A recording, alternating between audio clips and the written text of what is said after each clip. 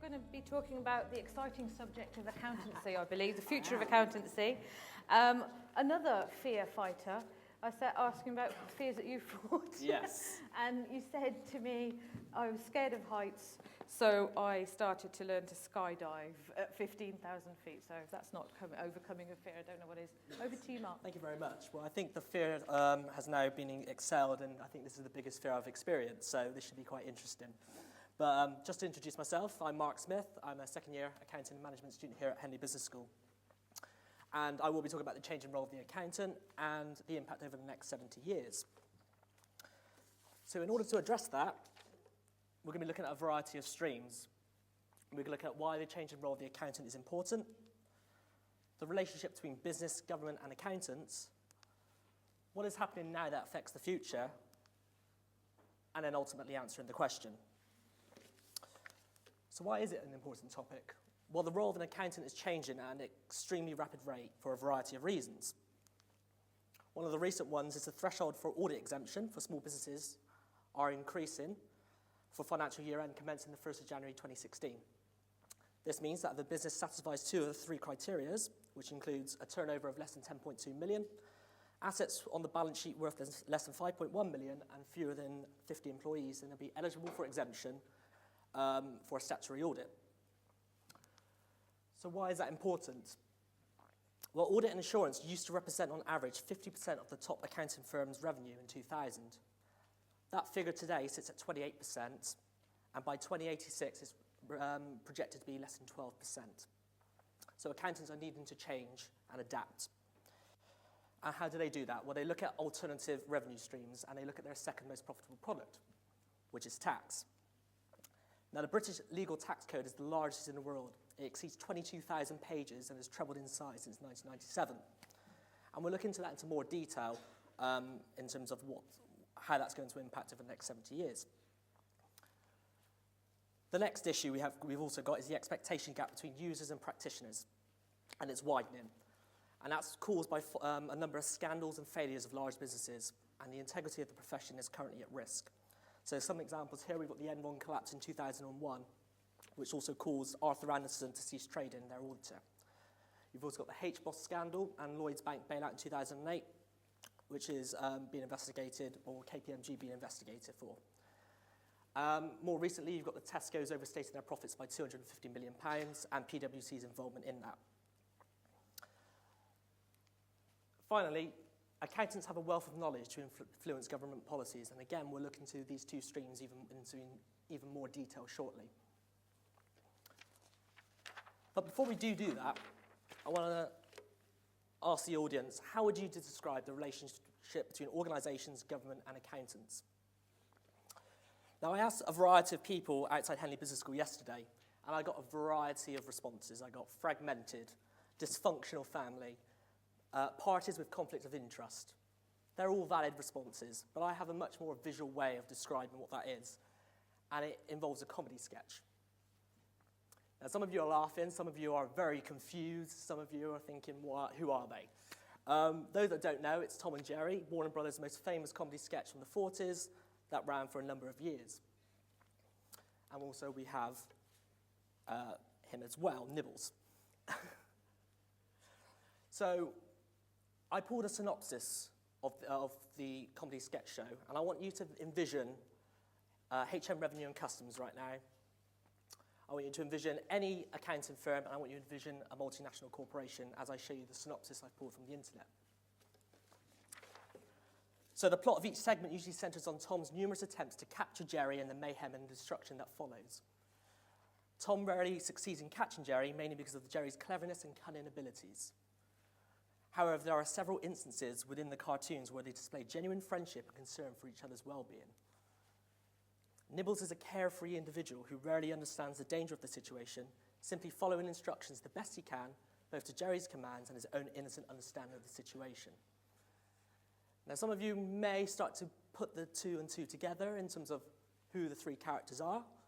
So in my personal opinion, you've got the government being Tom, you've got the taxpayer of the business being Jerry, and then you've got the accountant being Nibbles.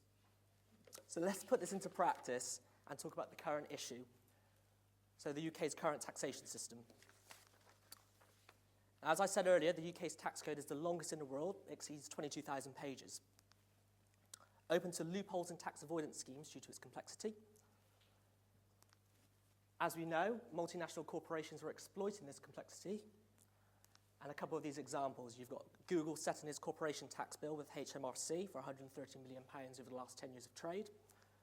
You've got Amazon that have paid only £11.9 million in corporation tax, despite UK sales revenues of £5.3 billion. I can go on with the list, but I'm not going to. So the government tried to combat this by introducing the Google tax to prevent multinational corporations from moving revenue abroad. And also to combat the initial situation, the central government established the Office of Tax Simplification in 2010. However, it's added a further 900 pages to the tax code each year, causing more issues. So what's going to happen? Well, senior accountants facilitate and help governments set tax legislation, charging the HM Treasury a fee for advisory. Accountants are in a position with knowledge to advise its clients of future tax legislation and loopholes. They're also able to invoice their client for advisory as well. So the accountants are playing ball in terms of both sides of the system. They can charge the government for a fee, and they can also charge their clients how to avoid tax. For that reason, some MPs argue that external accountants should be banned from working in government for this reason. Is that a good or a bad thing? In my opinion, that's a bad thing. Similar to large organisations, you've got executive directors, you have non-executive directors. Non-executive directors are there to give a panoramic view and a long-term strategy. And it's the same for external accountants working in government as well. So is it a win-win for the accountant? Oh, absolutely. They get profit from both sides of the coin. However, is it an ethical business model? That is very debatable.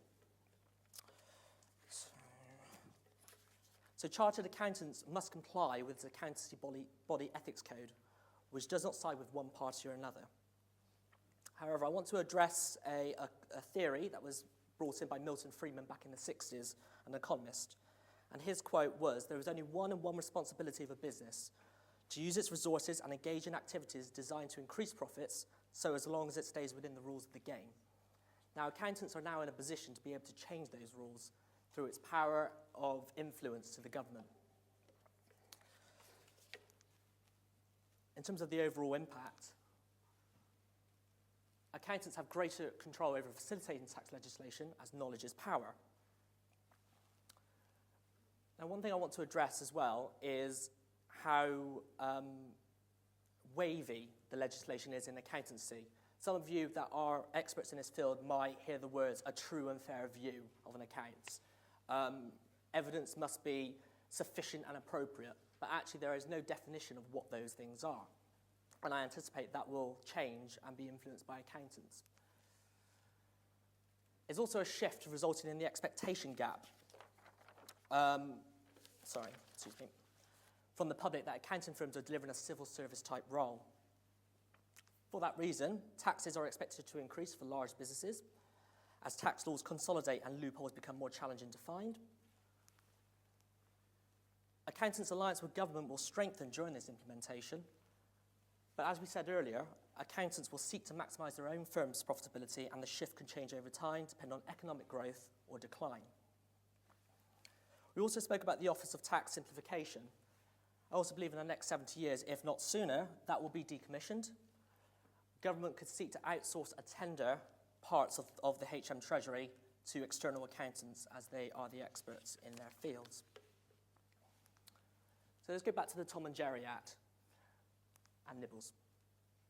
So in the next 70 years, will these roles change? Now, I said earlier, Tom's the government, Jerry is the taxpayer, and Nibbles is the accountant. But actually, will that change over the next 70 years? Probably. Tom will always be the government. However, in terms of Jerry and Nibbles, those roles could rotate in terms of the power and the knowledge they have. So just a brief summary. Accountants will support the taxpayer, or government will shift depending on economic stability. How can they maximise their own profitability? Government's reliance on accountants will continue to increase over the coming 70 years due to the complexity of legislation. However, accountants should always think ethically and pragmatically, and the enforcement of ethical accounting will further be developed. Thank you very much for listening.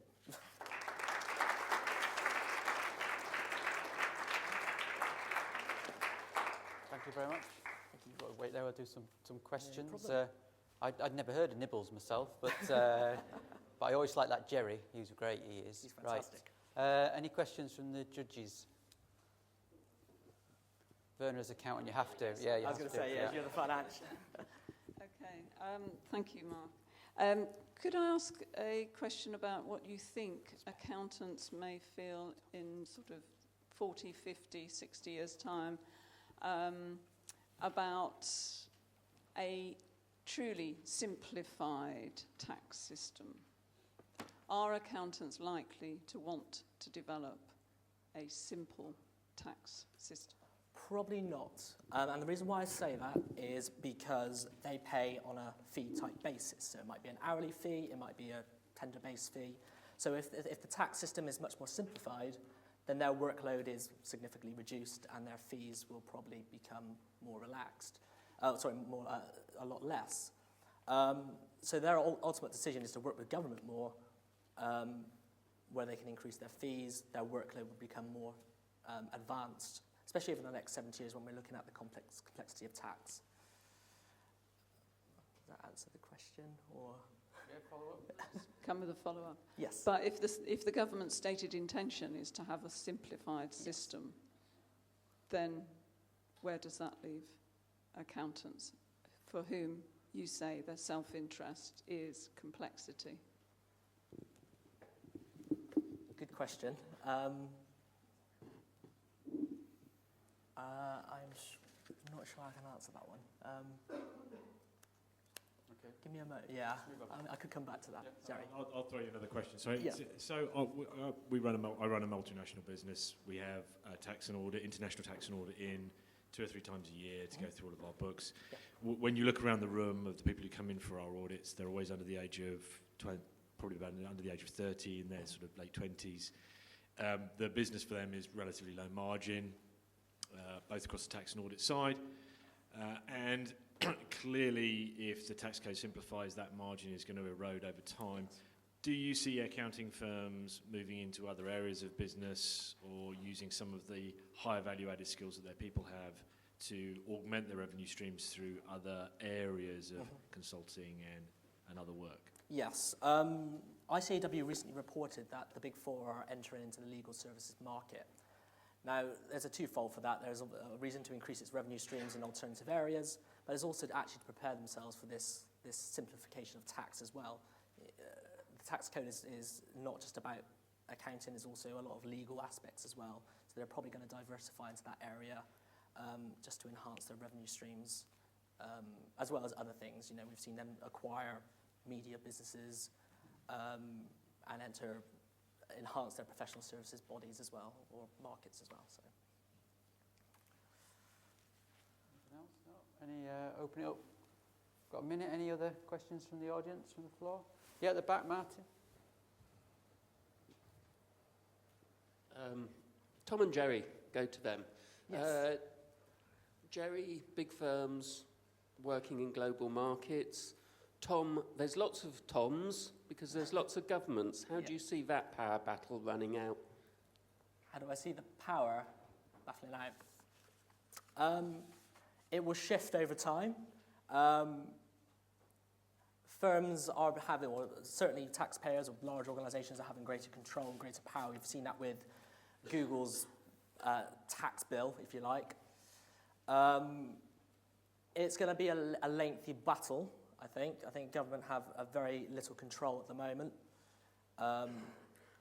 We're seeing accountants having or accruing more greater control as well. And I believe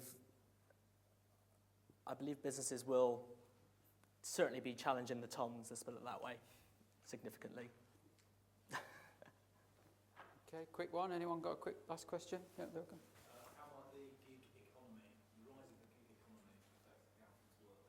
How the what, sorry? Gig economy. About Uber taxi drivers and Mechanical Turk Amazon workers and things like that. Good question. I'm struggling with these questions. You're asking some very challenging questions, I'm not going to lie.